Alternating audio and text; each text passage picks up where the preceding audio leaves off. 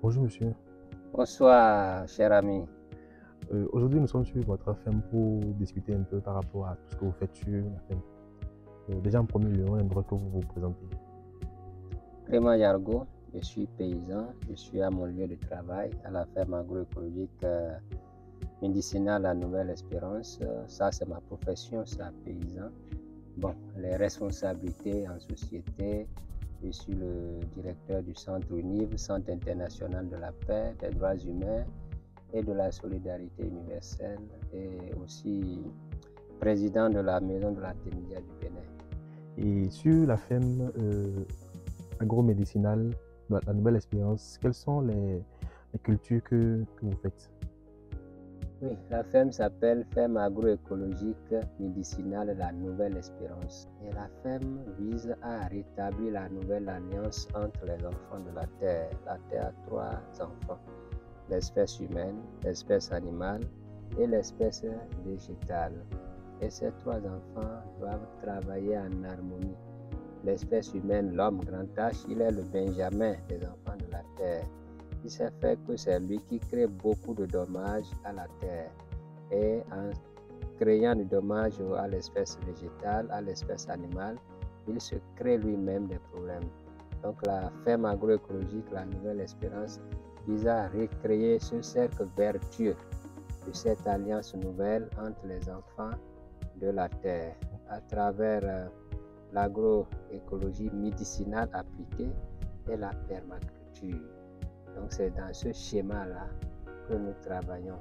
Et nous avons au niveau de la ferme deux secteurs d'activité, la production végétale, la production animale. Donc votre question entre dans le cadre de la production végétale. La production végétale, nous avons une centaine de plantes médicinales.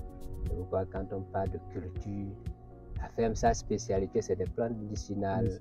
Et s'il va me mettre à citer une centaine de plantes médicinales, je préfère vous présenter au moins les 7 jardins agroécologiques que comporte la production végétale de la ferme.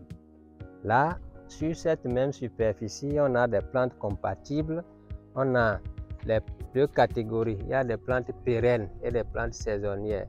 Les plantes pérennes, c'est par exemple le moringa, c'est par exemple le papayer, c'est par exemple le grenadin, c'est par exemple la citronnelle.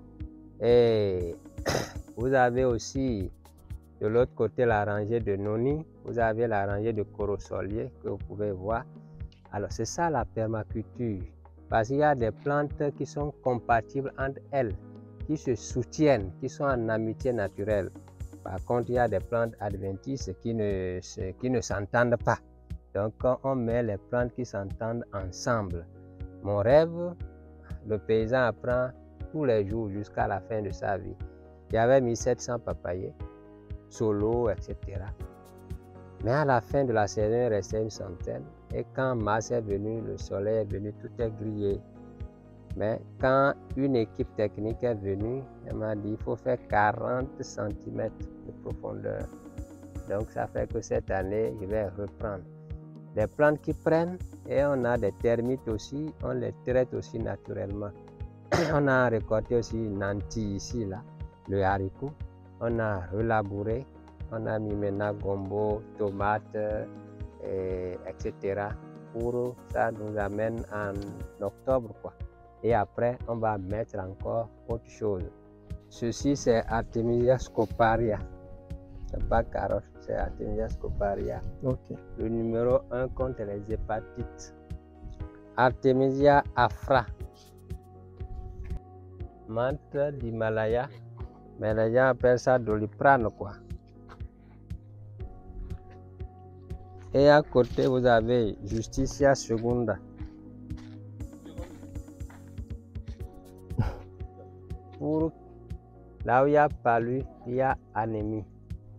Et c'est pourquoi Justicia secunda, on le cultive. C'est le jardin de basilic africain, Tiayo. Et dans chaque jardin, même s'il y a une plante principale, il y a toujours la dynamique de la permaculture. Elle n'est jamais seule. Dans ce petit jardin-là, vous avez 70 baobabs. Vous avez une trentaine de moringas, grands petits. Et quand je dis baobab là, quand vous prenez cette ligne, vous voyez baobab qu'on a semé cette année, qui a poussé, vous voyez, et il y en a de baobab dedans. Et pour faire la sauce, on vient tout simplement, on récolte ces baobabs en une autre ligne de baobab, de telle sorte que, comme on a récolté Tiayo là, toujours le baobab lui ne grandit pas au même rythme que Tiayo, mais il va finir par le rattraper et même faire semblant de le dépasser. De telle sorte qu'on aura moringa, baobab, Tiayo. Ça fait au moins 3 plantes pérennes. Et avec notre système d'irrigation, à partir de novembre, on met le système d'irrigation parce que la pluie serait déjà partie, quoi. Nous sommes ici au jardin 4. Lui fait à peu près un demi, quoi. En fait, le jardin 4 est le jardin central, un peu. On a déjà récolté le maïs, le haricot, on a mis l'arachide et les autres épinards. Et c'est le système d'irrigation qui couvre le demi là. Maintenant, comme il est dit en novembre, on va redéployer les bandes pour faire les cultures contre saison. Au niveau du goût, le label Nouvelle Espérance, on tient à marquer ce goût-là, le goût paysan, le goût savane, de nature vrai. Si vous arrêtez un poulet, on vous fait ça avec feuilles de baobab, ou feuilles de goma, ou feuilles de pois. Vous mangez, vous savez, de moutarde. Le poulet n'a rien mangé de chimique, de toxique. Et c'est un poulet sportif. Si un poulet se promène dans un hectare, ça le suffit déjà. Donc, ce n'est pas des choses encasées. Et il faut sauvegarder ce label-là. Et en termes de production végétale, en termes de production animale plutôt, quelles sont les productions que vous faites? Oui, les premiers amis de la nature, les abeilles, l'apiculture. Donc, on les a installés comme partenaires. Il y a l'apiculture traditionnelle à laquelle nous tenons beaucoup, c'est-à-dire les ruches faites traditionnellement à base de l'argile des termites. C'est un miel recherché. C'est un miel thérapeutique par rapport à l'identité de la ferme. Nous savons pourquoi nous produisons ça. Et aussi le miel des ruches kéniales, dites modernes.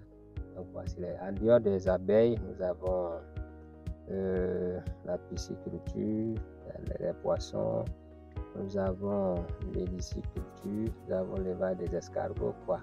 Nous avons aussi la volaille, nous avons aussi l'habitat, qu'est-ce que j'allais dire, la mouton, cabri, etc. Mais ce n'est pas dans la même dimension. Et avec l'expérience, on a beaucoup de défis pour le moment, mais ça suit son plan donné. Pour le moment, ce qui est en grande visibilité, prioritairement selon le plan quinquennal de la ferme, c'est d'abord les plantes médicinales. C'est un centre de formation, un centre intégré de formation appliquée. Donc, bien sûr, et même quand je parlais du cercle vertueux de l'Alliance Nouvelle, ça fait partie de ça. On n'utilise aucun intrant chimique, que ce soit au niveau de la production végétale, au niveau de la production animale. Parce qu'il y a des plantes qui guérissent beaucoup de maladies chez les animaux, comme les plantes guérissent aussi les maladies chez les êtres humains. Donc, ce sont ces plantes qu'on prend pour guérir les animaux.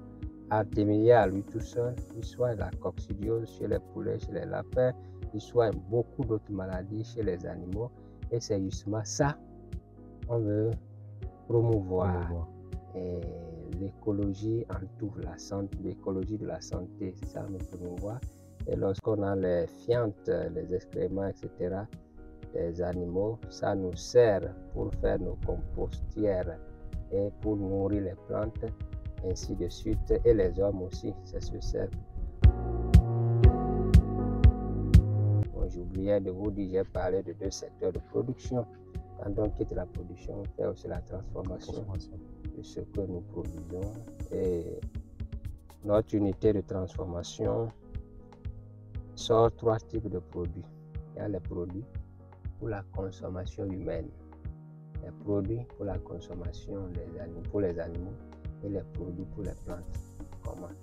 Pour les hommes, il y a des poudres, les tisanes, les différentes plantes. Ça, c'est ce qu'on consomme. Il y a aussi des pommades, des encens, déodorants. Ça, c'est pour la peau, ça. Oui. Et maintenant, au niveau des animaux, il y a leur provende et les médicaments qui les soignent, les poudres tisanes qui les soignent, en dehors des plantes qui sont les provandes. De telle manière que même si un paysan est sur un quart d'hectare, qu'il puisse réussir l'articulation entre l'élevage, la production animale, la production végétale et s'auto-suffire. C'est bien possible s'il y a un minimum tel que la maîtrise d'eau au moins. Et au niveau des produits pour les plantes, c'est bien sûr les composts liquides, les composts solides et aussi les insectifuges à base de plantes médicinales qui renvoient les insectes. Donc on fait beaucoup d'expériences, j'allais dire beaucoup d'expérimentation de tel ou tel. Il y en a qui réussissent à 100% de façon agréablement surprenante. Il y en a aussi qui ne réussit pas comme on le souhaite, mais à force d'expérimenter, nous pensons que nous avançons très sérieusement. Il y a aussi les week-ends d'espérance, c'est-à-dire les jeunes, les couples, les familles, les personnes qui veulent retrouver un nouveau souffle, qui veulent communier avec la nature, qui veulent reprendre l'espérance, qui viennent ici. Et il y a des compétences pour les accompagner, pour les aider, pour donner cette formation-là. Donc, c'est à ce niveau également, nous parlons des autres opportunités, des autres offres que la ferme donne à la population. Le week-end d'espérance par ici, quand quelqu'un vient, il a un peu de soucis, il faut régénérer le moral. Vous voyez, la santé, c'est 5 piliers. C'est aussi ça en découvrant la ferme. Quand on dit ferme agroécologique médicinale. Le mot médicinal, c'est lui qui est capital. Et il s'agit de la santé naturelle qui a 5 piliers fondamentaux, non? Un pilier. Le premier pilier, c'est la nutrition. Le deuxième pilier, c'est la sérénité mentale. Le troisième pilier, les exercices physiques. Nous venons de marcher déjà. On a donné de l'oxygène au corps. Quatrième pilier, le repos. Cinquième pilier, l'hygiène environnementale. La ferme doit être propre. La nature aussi a besoin de la propreté. Donc, ces petits parfaits circuits pour régénérer l'esprit. Pensée positive. Parce qu'en réalité, les maladies somatiques du corps, c'est ça seul qu'on connaît. Alors que les maladies psychologiques, mentales, chacun de nous a ça. Dès qu'on a le découragement, si on ne sait pas gérer, ça conduit à quoi? À la dépression, à l'angoisse et à beaucoup de choses. Lorsqu'on est dépressif, le cerveau sécrète les hormones toxiques qui peuvent donner le cancer, qui peuvent donner AVC, qui peuvent donner ça. C'est pourquoi chanter avec la nature, lier l'alliance avec la nature, c'est être en harmonie avec soi-même et avec le cosmos, quoi. Donc, nous sommes toujours en plein dans la mission de la ferme. Si la population ou n'importe quelle personne désire se procurer vos différents produits, les produits que la ferme sort, comment on peut entrer en contact avec vous? D'accord. Au niveau d'abord des produits de la ferme, ceux qui viennent ici, les gens viennent acheter les moringa patriciques, les feuilles fraîches de moringa, et des autres plantes et des légumes, le maïs aussi en temps de saison et autres choses. Ils viennent acheter. Donc, on peut donner notre contact, c'est le 96 37 41 70. 96 37 41 70. À Parakou, quoi. Où vous allez Nos produits sont disponibles au centre pastoral Guy Robé, à la procure diocésaine, à l'archevêché et au sanctuaire du Christ Rédempteur de l'homme. C'est les principaux lieux où nous avons nos produits. Et ceux qui veulent suivre la formation sur la culture d'Artémisia ou sur la culture d'autres plantes médicinales, ils s'inscrivent pour suivre la formation complète, c'est 35 000. La formation sur 3 jours, c'est comme ça on fait depuis 2015, quoi. La formation sur Artémisia ou sur les d'autres plantes médicinales. Maintenant, la formation sur l'agroécologie médicinale, ça c'est 50 000. Il y a une différence et une nuance entre ça. La formation sur la permaculture aussi, c'est 35 000 francs pour les 3 jours. Formation week-end d'espérance, si quelqu'un vient une journée, petit déjeuner, plus la formation, il paye seulement 5 000 francs. Donc ça, c'est une journée, ça, parce qu'il y a des scientifiques qui viennent pour un but précis, pour ceci, ou toute personne qui vient, qui dit, bon, je viens pour me ressourcer, je veux une visite guidée, je veux prendre le petit déjeuner, le déjeuner compris la formation, et voilà, et c'est 5 000 francs, y compris les 2 repas, quoi, plus la formation. Et quelle est la situation géographique de la ferme agroécologique médicinale La Nouvelle Espérance?